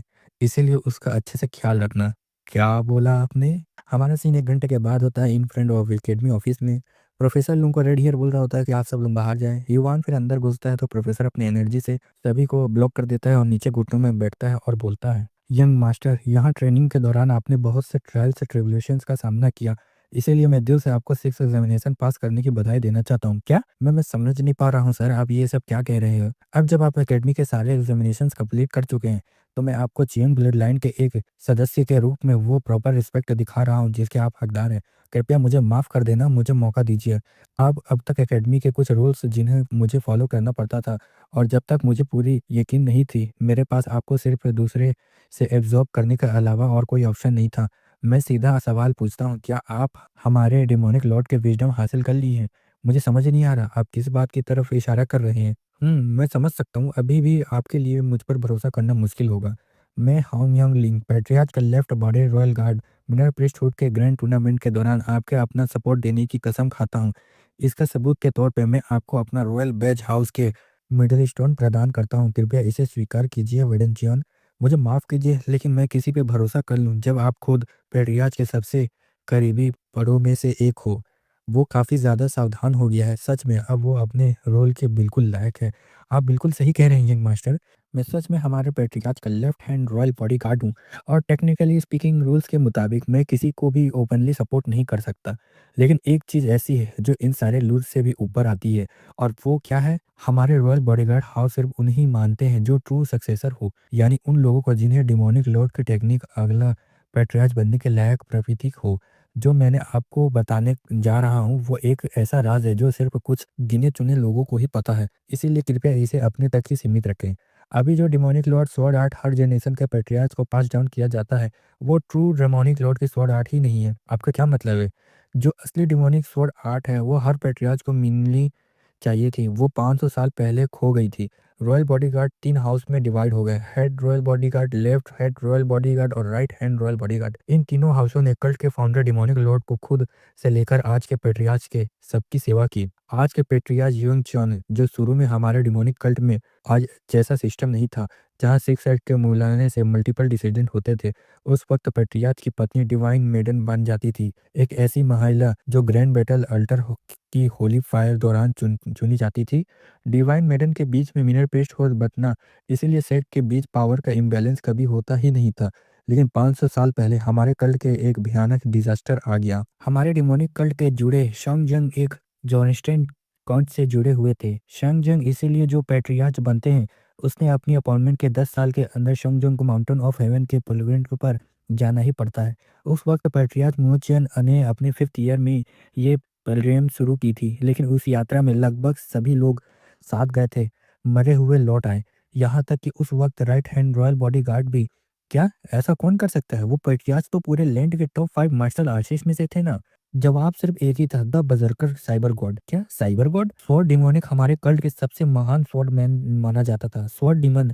लेकिन सिर्फ एक आदमी था जिसे वो कभी हरा नहीं सका, वही था बेजरकर साइबर गॉड। पेट्रियार्च मुचैन की डिवाइन मेडन से एक बेटी हुई, लेकिन डिमोनिक लॉर्ड स्वॉर्ड आर्ट अगली पीढ़ी के लिए बनाई गई थी, और बेटी होने की वजह से वो आर्ट आगे पास नहीं हो सकी। जब बेटी 8 साल की हुई तो पेट्रियार्च म्यूचेन का डेथ हो गया। उनका कोई ट्रेजर सक्सेसर नहीं था। इससे पहले वाले पेट्रियार्च भी बीमार से गुजर गए चुके थे। कल्ट अपने सबसे बुरे दौर में चल रहा था। तब फर्स्ट एल्डर, सेकंड एल्डर और स्वॉर्ड डिमन वाइस पेट्रियार्च के रूप में जिम्मेदारी संभाल रहे थे। वो सिर्फ फाइटर नहीं थे, वो एक लीडर भी थे। उसने कल्ट को जल्दी ही दोबारा संभाल लिया। लॉर्ड स्वॉर्ड आर्ट का सच स्वॉर्ड डिमन के सबसे पहला मिशन था, lost demonic Lord sword art को वापस लाना। लेकिन प्रॉब्लम ये थी, ना ब्रीदिंग टेक्निक थी, ना एनर्जी कैलकुलेट था, ना असल मैनुअल था। कुछ भी नहीं बचा था।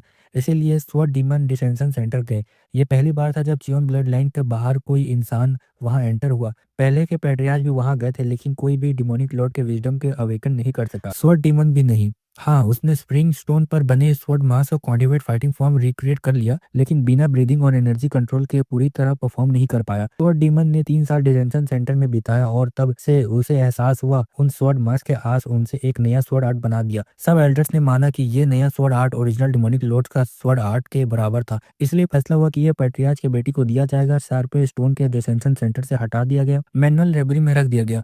आपने उन्हें देखा होगा, वार्डन चियोन विजडम और स्वॉर्ड मार्क्स का पिछले के बिखरे हुए स्वॉर्ड मार्क्स स्वॉर्ड डीमन के ही बनाए गए थे। क्यों? क्यों उस वक्त क्यों? सेलियोने डिमोइन मोंक उनजैंग मोनसोंग हेना पर मर गया। डेडली स्ट्रीट फर्स्ट किंग जोंगशंग ये भी मर गया। दोनों को बजरकर साइबर गॉड ने मारा। अब सिर्फ berserker cyber god of martial artist को ही टारगेट कर रहा है। आखिर बचे हुए थे वार्डिंग स्वॉर्ड मास्टर और विंग चन और स्वॉर्ड डीमन। आखिरकार बजरकर डीमन गॉड 10,000 ग्रेट माउंटेन्स पर आया। 10,000 ग्रेट माउंटेन्स पर फाइनल बैटल हुआ। स्वॉर्ड डीमन और बजरकर साइबर गॉड 4 दिन तक लड़े। रिजल्ट ड्रॉ हुआ, लेकिन स्वॉर्ड डीमन ने अपना राइट आर्म खो दिया। उसके बाद बजरकर साइबर गॉड मरीम से गायब हो गया। स्वॉर्ड डीमन ने वाइस पैट्रियार्च के पद को छोड़ दिया और 16 साल की उम्र में पैट्रियार्च म्यू चेन पहली फीमेल पैट्रियार्च बनी। चीफ्स ने उसे प्रेजेंस डाल दिया डिवाइन मेडन ट्रेडेंस नसों के लिए, और वही थे करंट 6 सेट सिस्टम शुरू हुआ। स्वॉर्ड डीमन ने एकेडमी के बनाई गई सिर्फ ट्रेनिंग के लिए नहीं, बल्कि ट्रू सक्सेसर को ढूंढने के लिए। समझ रहे हो युवान, एकेडमी सिर्फ स्टूडेंट के लिए नहीं है, ये एक फिल्टर थी और तुम उस फिल्टर के सबसे आगे खड़े हो। तो आप कहना चाहते हैं कि एकेडमी सिर्फ नई जनरेशन को ट्रेन और फोस्टर करने के लिए नहीं बनाई गई थी?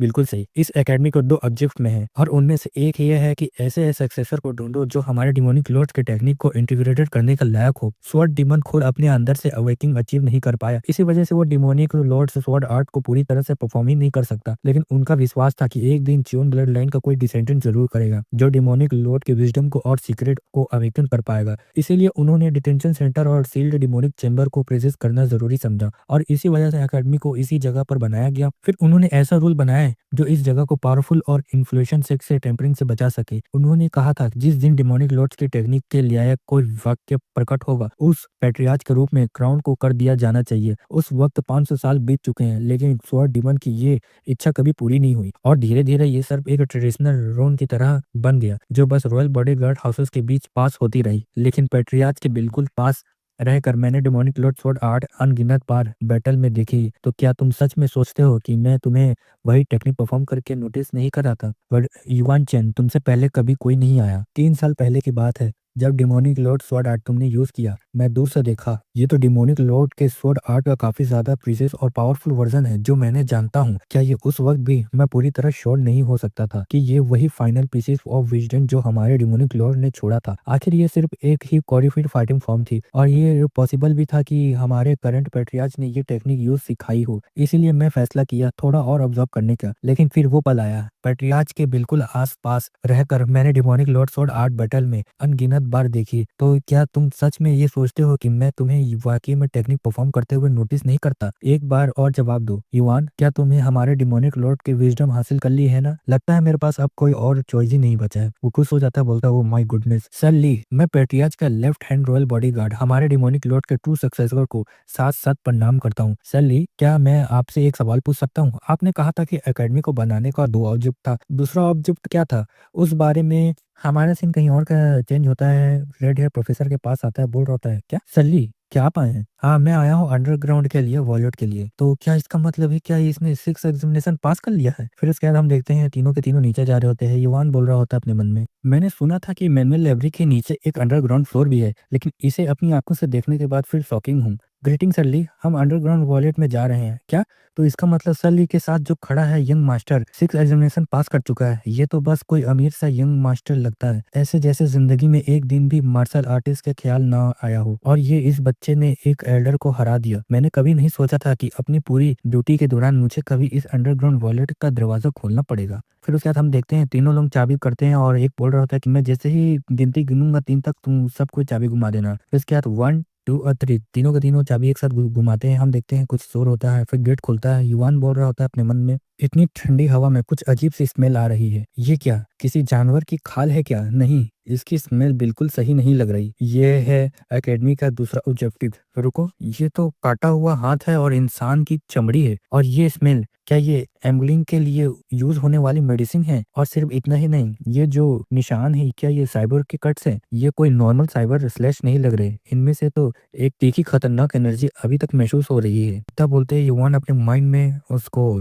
जनरेट कर लेता है और एक दूसरे के सामने देखते हैं, जहाँ युवान अपना डांसिंग लिक्स को ट्राई कर रहा होता है उसके सामने, लेकिन सामने वाला अपने साइबर टेक्निक से युवान को एकदम हरा देता है। और युवान सोच रहा होता है ये आखिर पॉसिबल कैसे है, मैंने कभी साइबर टेक्निक्स को नहीं देखा था इस तरीके से। डांसिंग बटरफ्लाई टेक्निक यूज करने के बाद भी मैं इस टेक्निक के सिर्फ दो ही फॉर्म्स को ब्लॉक कर पाया हूँ। ये टेक्निक इस दुनिया की लगती ही नहीं है। इसके सामने सिर्फ दो चीजें ही कर सकती है, या तो अल्टीमेट काउंटर टेक्निक या फिर डिमोनिक लॉर्ड स्वॉर्ड आर्ट। रुको, क्या ये कटा हुआ हाथ स्वॉर्ड डीमन का था क्या? तुम्हारी नजर काफी तेज है। हाँ, ये सच में स्वॉर्ड डीमन का राइट आर्म है। और ये जो ह्यूमन स्किन है, ये सोल्जर्स की थी और उस वक्त के राइट हैंड रॉयल बॉडीगार्ड की, जो 500 साल पहले पर्टियाज की सेवा में थे। और अब ये हम वो चीजें यहाँ हैं, वो मैनुअल्स जो स्वॉर्ड डीमन ने खुद पीछे छोड़ा था। Demon sword technique, 24 demon swords, और एनालाइज करके हमने साइबर गॉड टेक्निक का भी रखा है। युवान बोलता है, तो इसका मतलब यह एकेडमी सिर्फ डिमोनिक लॉर्ड के ट्रू सक्सेसर को ढूंढने के लिए नहीं बनाई गई थी। ये जगह इसलिए बनाई गई थी ताकि कोई ऐसा मिले जो स्वॉर्ड डीमन की विजडम को भी इनहेरिट कर सके। बिल्कुल सही स्वॉर्ड डीमन। अगर मैं थोड़ा और गहराई समझाऊं तो हमारी असली गोल ये है, ऐसे वॉरियर्स को तैयार करना जो बजरकर साइबर गॉड टेक्निक का काउंटर बन सके। बजरकर साइबर गॉड स्वॉर्ड डीमन ने अपनी मौत से पहले कुछ आखिरी शब्द छोड़े हुए थे। क्या थे वो? स्वॉर्ड डीमन और बजरकर साइबर गॉड के बीच हुई लड़ाई ऑफिशियली ड्रॉ खत्म हुई थी,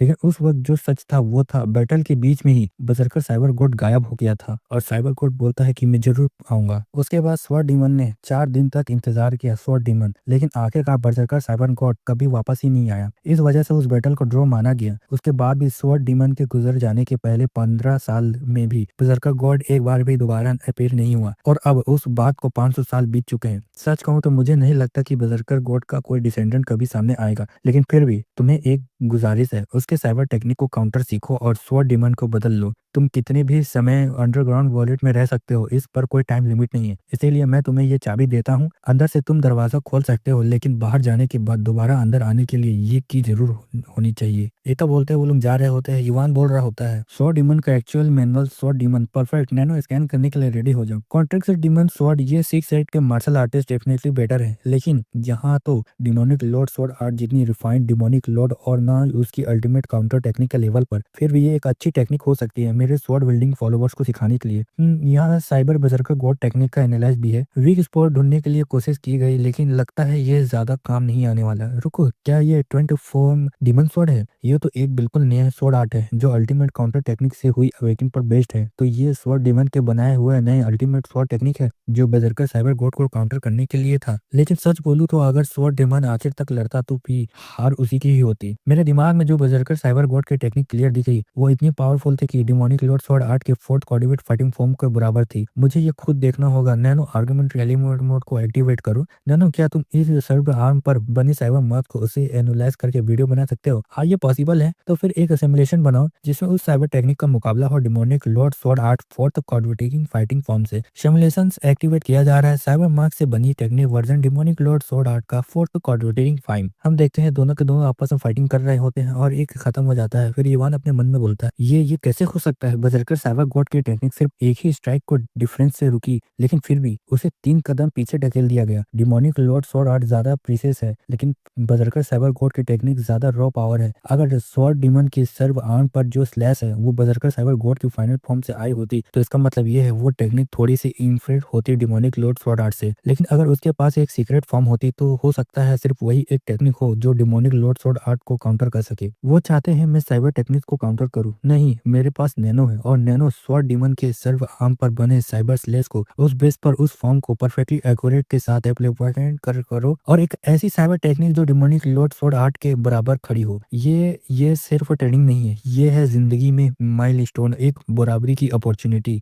छठी परीक्षा पास करने के 1 हफ्ते बाद युवान के 6 एग्जामिनेशन क्लियर करने के बाद 1 हफ्ता गुजर चुका था। इस बैच को एकेडमी ज्वाइन किए 3 साल 7 महीने हो चुके थे। लगभग 1000 स्टूडेंट में से 56 ने 4th एग्जामिनेशन पास किया और 7th ने 5th एग्जामिनेशन पास किया और सिर्फ एक स्टूडेंट 6th एग्जामिनेशन पहुंच गया। आखिर में एकेडमी में सिर्फ 64 स्टूडेंट बचे। ये रिकॉर्ड पिछले साल 100 साल से सबसे बड़ा था। लेकिन मिरर प्री शूट का ग्रैंड टूर्नामेंट इस बार बिल्कुल अलग डायरेक्शन में जा रहा था। पहले जो कैंडिडेट 5th एग्जाम पार करते थे वो अपनी अपनी फैशन में फॉलोअर्स बन के एक दूसरे का कॉम्पीट करते थे, पर इस बार सब कुछ हो गया। सेबर सेक के सबसे strong candidate you chain eliminate हो चुका था। उसके बाद शॉर्ट सेट का टॉप कैंडिडेट गिवन चोन का हाथ काट दिया गया और उसे एकेडमी से निकाल दिया गया। आखिर में 6 महीने में 5 कैंडिडेट एकेडमी के टाइम कंप्लीट ही नहीं कर पाए। एंड में सिर्फ 2 ही बच्चे बचे, यू चैन और म्यू चैन। एकेडमी में अब 5 महीना बचे थे और इन दोनों के बीच मिनट प्री शूट के लिए फाइनल बैटल ऑफिशियली शुरू हो चुकी थी। एकेडमी के नॉर्थन वेस्ट फील्ड में यंग मास्टर म्यू चैन यहाँ मौजूद नहीं है और ना ही उनमें से हमें कोई डायरेक्शन ऑर्डर दिया है। क्या सच में ठीक है कि हम लोग अपनी मर्जी से युवान चेन को खत्म करने का प्लान डिसीजन कर रहे हैं? उन्होंने ऑर्डर दिया है, उन्होंने मुझे सारे एग्जामिनेशन मार्टर को चेंज कर दिया। यंग मास्टर म्यू चैन सिर्फ अपनी मार्शल आर्टिस्ट को पूरा पॉलिश करने पर फोकस कर रहा है और अगर हम युवान चैन को इसी हालत में छोड़ दे तो वो उसे गिरने का हमारा चांस खत्म हो जाएगा। तुम्हारी बात तो सही है जिनवन, लेकिन उस बंदे की बात रहे तो जिसे पॉइजन सेट का चीफ को हरा दिया, तुम एक्सपेक्ट कर रहे हो हम उसे कैसे हराएंगे? इससे अच्छा आइडिया नहीं होगा कि हम 10 लोगों को रिक्रूट करने की कोशिश करें जिन्हें अभी तक किसी लीडर ने चॉइस नहीं किया हो। बिल्कुल सही, हमें और स्टूडेंट रिक्रूट करने ही पड़ेंगे। कम से कम हमें वॉरियर डांसिंग सेट का चैक सामा और फ्लाइंग फंटम सेट का हवाई को अपनी साइड लेना ही होगा। अगर उन दोनों को सपोर्ट मिल जाए तो हमारा क्लियर एडवांटेज मिल जाएगा। चैक सामा और हवन उनका 4th है, 9th एल्डर ऊसमा और 11th एल्डर ऊ हवा, जिसे लोग फेंटन ऑफ 1000 फेसेस के नाम से जानते हैं। मैं समझ सकता हूँ चैक सामा का रिक्रूट करना यहाँ, लेकिन ये हवा क्यों? सही है, अभी उस चॉइस होने की पोजीशन में नहीं है। जो रिक्रूट इन्फॉर्मेशन मिली उसके अकॉर्डिंग युवान खुद एक पर्सनल ट्रेनिंग रूम में लॉक कर लिया है अपने आप को। मतलब ये हमारा गोल्डन अपॉर्चुनिटी है। हम पहले उसके रिसोर्सेज कट ऑफ करेंगे और फिर उसे परमानेंटली हटा देंगे। पागल हो गया है क्या? 2 कैंडिडेट उसके फॉलोअर से पंगा लेने के चक्कर में लिम्स और खो चुके हैं। जिंग शेम का तो लोअर एब्डोमेन ही कंप्लीटली डिस्ट्रॉय हो गया सिर्फ इसीलिए क्योंकि उसका बेक की से उलझने की कोशिश किया। हम सीधा नहीं अटैक कर सकते, हम यूज करेंगे क्लासिक टॉक्सिक दुश्मनों को एक ही दूसरे के खिलाफ भड़काने का। हमें उस मास्टर के सामने खुद जाने की कोई जरूरत ही नहीं है। तो फिर तुम एक्सपेक्ट क्या कर रहे हो? कौन सा तरीका? हे ऐसे 4 लोग हैं जो दिल से नफरत करते हैं उससे। रुको, कहीं तुम उनकी बात तो नहीं कर रहे? अगले दिन के शाम 4 बजे एकेडमी स्टोन ट्रेनिंग रूम में जहाँ युवान ट्रेनिंग कर रहा होता है और चिल्ला के बोलता हो गया, हमने कर दिखाया। हम बजरकर साइबर गोड का फर्स्ट कॉडिफाइड फाइटिंग फॉर्म को रिक्रिएट करने में सक्सेसफुल हो गए। युवान नैनो का टेक्निक एग्जीक्यूट और बजरकर साइबर गोड को छोड़े हुए साइबर मक्स में 6 फॉर्म सीख पाया, लेकिन एक प्रॉब्लम था, प्रॉपर की कैलकुलेट टेक्निक के बिना वो उन्हें कंप्लीट नहीं कर पा रहा। पर उसने हार नहीं मानी। 3 साल में 3 महीने का आइसोलेशन के दौरान नैनो ने countless martial artist form analyse के रिसर्च किया। इस प्रोसेस में नैनो का की कैलकुलेशन अचानक सिमुलेशन बनाया, ऐसी सिमुलेशन जो हर कॉडिफाइड फाइटिंग फॉर्म में को रियल पावर को बाहर ला सके। और इस तरह नैनो ने एक वैसी वर्जन फॉर्मुलेट करी जो ओरिजिनल टेक्निक जितनी स्टेबल है या शायद उससे भी ज्यादा स्टेबल थी। अगर स्वॉर्ड डीमन आज भी जिंदा होता तो सिर्फ साइबर मार्क्स देखकर टेक्निक रिप्लेस हो जाती। वो शॉक में चला जाता है। नैनो समझ गया सेकंड कोडिफाइड फाइटिंग फॉर्म का ची सर्कुलेट टेक्निक एनालाइज शुरू करना चाहिए। हम कैफेटेरिया का सीन देखते हैं, लगता है आज कुछ स्पाइसी सर्व हो रहा है। परफेक्ट, मुझे काफी टाइम से कुछ स्पाइसी खाने का मन कर रहा था। जहाँ युवान को स्टार लंच दे रहा होता है लेकिन उसका हाथ कपकपा रहा होता है तो युवान पूछता है क्या तुम ठीक हो? वो जवाब देता है हाँ मैं बिल्कुल ठीक हूँ, बस शायद पूरा दिन इस टेबल पे हुए बर्तन संभालते संभालते खड़ने की वजह से थोड़ा ज्यादा गर्म हो गया है। फिर युवान खाना लेके जाता है और उस पर नजर पड़ता है किसी और का। फिर लंच लेके वो बैठता है, सोचता है जैसे कि कुछ सामने हो रहा है। फिर सामने वाला उसको देखता है, युवान एक बार चखता है और फिर उसके बाद पूरा का पूरा खा लेता है, जिसे देख के सामने वाला बहुत खुश हो जाता है अंदर ही अंदर। हमारे सीन चेंज होता है गजनी के पास, जो वांग से बोल रहा था तुम्हें लगता है हमारे लोग आज फिर से डिनर स्किप कर देंगे? कम से कम हर दूसरे दिन एक मील तो खाता ही होगा। वांग बोलता है कल मैंने उन्हें कैफेटेरिया में देखा था, हो सकता है वो अभी भी वही हूँ। मून कहती है काश शेंगवन और बेगी थोड़ा जल्दी बाहर आ जाते तो हम कम से कम अपने लॉर्ड के साथ एक मील तो खा सकते थे।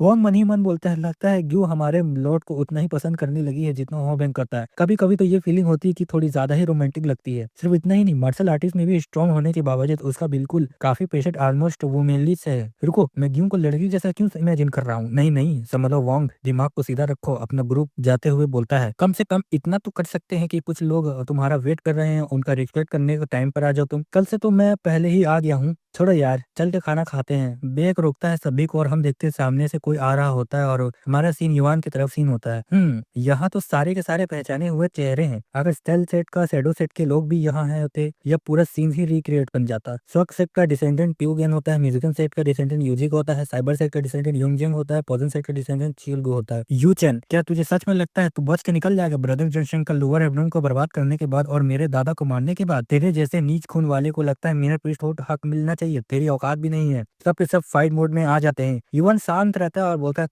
तुम चारों को लगता है कि साथ आ जाने से मुझसे जीतना चांस मिल जाएगा? लगता है तुम लोगों ने कुछ हिडन ट्रिप कार्ड छुपा रखा है। फिर मन में खुश होता है एक लोग और बोल रहा था तू बस एक नीच नौकर की औलाद है। मैंने थोड़ी देर पहले ही तेरे खाने में एक स्पिरिटिंग पॉइजन और अपनी खुद की पॉइजन एसिमिलेट मिला दी थी। तुझे पता है इस चीज को परफेक्ट करने के लिए मैंने कितनी मेहनत की है? तू इस दुनिया का सबसे ज्यादा केयरफुल इंसान हो सकता है, लेकिन रोज जो कुकिंग देखता है उस पर कौन सा शक करेगा? यहाँ तक कि कुछ से तू सूप निकल रहा था वो भी जहर से ही थी। बाहरी पॉइजन को तू डेफिनेटली एनर्जी से रोक सकता था, लेकिन जो जहर खुद निकल गया हो उसे कैसे रोकेगा? मेरे ची सैंपलिंग पॉइजन की वजह से अगले 6 घंटे तक तू अपनी इंटरनल पावर निकाल ही नहीं पाएगा और जहर डिसेक्शन डिमोनिक पिजन स्टेट के इसमें से बाहर वो तो तुझे अंदर से पिघला देगा। स्लो पेन फील होता है लेकिन इसके साथ बड़ी कोडेफिन फाइटिंग फॉर्म युआन। अफसोस है तू अपने बाकी फॉलोवर्स के साथ जल्दी ही हॉस्पिटल जाने वाला है। अगर यहाँ से जिंदा निकल पाया तो मेरे फॉलोवर्स, क्या ये लोग शैडो सेट के हर्मियों के साथ मिले हुए हैं? अगर मियो चैन भी इस सब में शामिल है तो फिर बात सच में बहुत बुरी हो सकती है। फिर स्वord निकालते हैं और बोलता है मेरे पास इस सब के लिए ज्यादा टाइम नहीं है, इसलिए तुम लोग जल्दी जल्दी आओ, मैं इस सब को खत्म कर दूंगा। तू ज्यादा घमंडी बन रहा फालतू इंसान। तू मेरी बहन का हाथ काट दिया तो अब इंसाफ के तौर पे मैं तेरे दोनों हाथ काट दूंगा, हिसाब बराबर करूंगा इस काट के। इतना बोलते ही अटैक करता है पर उसका स्वॉर्ड को तोड़ देता है युवान। फिर उसके हाथ को भी काट देता है, आगे चला जाता है उसका हाथ को काट के। मैंने कहा ना तुम लोग से मेरे पास ज्यादा टाइम नहीं है। अगर ये वीडियो पसंद आया तो लाइक और सब्सक्राइब करो। मैं आज पहली बार 1 घंटे का वीडियो बना रहा हूँ। कमेंट में बताओ कैसा बना है।